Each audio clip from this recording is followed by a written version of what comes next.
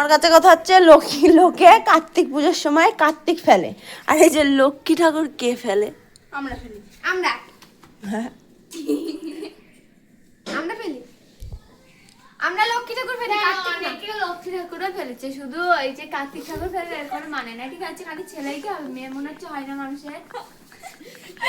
তাড়াতাড়ি আসো গো, ঠান্ডা লেগে গেল আমার গুলু।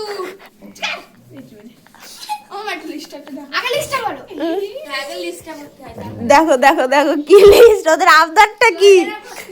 হ্যাঁ জোরে জোরে পড়তে হয়। মা মা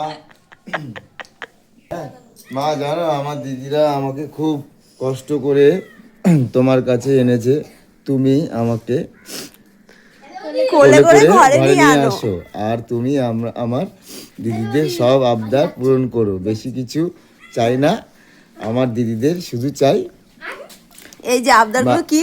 চকলেট, চাউমিন, তারপর কি কোকো কোলা, বাবা মিষ্টি দই, ফ্রাইড রাইস, চিলি চিকেন, আর কিছু আছে?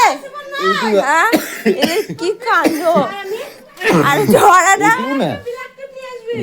মা মা আরে বাবা দুয়ার খোলো, ছড়া বাহির পাশে। বাহ ভালো লিখেছে। কি কে আছে? এই যে তোমার লক্ষ্মী দিদির নাম সিপর্ণা মল্লিক, লক্ষ্মী নিয়ে আইছে কার্তিক। না না না না, ঘরে তুলো ঘরে তুলো তাড়াতাড়ি।